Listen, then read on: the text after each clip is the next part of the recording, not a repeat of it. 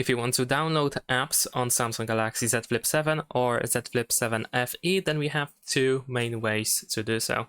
You can, for example, open the Play Store, and this one is the biggest one out of these two, and the most popular as well. So over here we can, for example, go to apps, and you can just keep scrolling in order to try to find something that you might be interested in, depending what you're looking for. You can also go to, for example, top charts or categories in order to try to find something specific.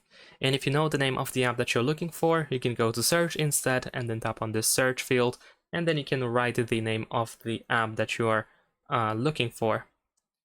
So for example, let's say I'm looking for this app, I can just install it pretty easily.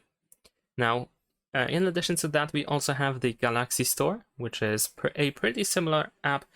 And over here, we can switch through apps in order to find something that we're looking for. However, I believe there are less apps available over here, although you might still find something quite interesting to use.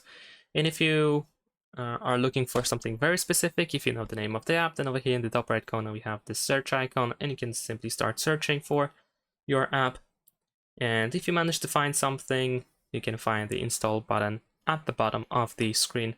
And that's pretty much it. Thanks for watching, leave a like and subscribe.